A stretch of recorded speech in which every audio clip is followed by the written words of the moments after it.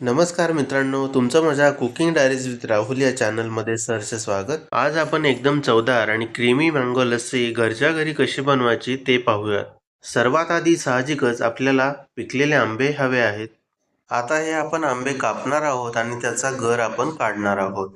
आंब्याचा गर काढून झाल्यानंतर त्याची एकदा चव बघा, म्हणजे आपल्याला साखर किती घालायची त्याचा अंदाज येईल. आता इथे मी मिक्सरचं मोठं भांडं घेतलेलं आहे. त्यामध्ये आपण अर्धा किलो दही घालूयात. अर्धा किलो दह्यामध्ये 3 ते 4 ग्लास लस्सी आरामात बनेल.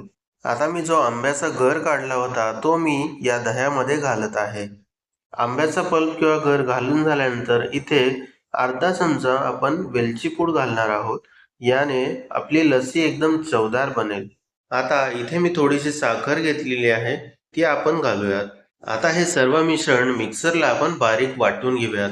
मिक्सरला बारीक वाटून घेतल्यानंतर अशा प्रकारे स्मूथ पेस्ट आपल्याला मिळेल. आता ही मँगो लस्सी सर्व करण्यासाठी इथे मी 2 काचेचे ग्लास घेतलेले आहेत.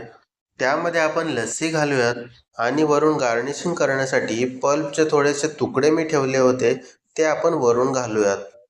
ही आपली एकदम क्रीमी आणि चविष्ट मँगो लस्सी तयार आहे. तुम्हाला ही रेसिपी आवडली असेल तर कमेंट करून नक्की कळवा आणि माझ्या चॅनलवरती नवीन असाल तर सबस्क्राईब नक्की करा.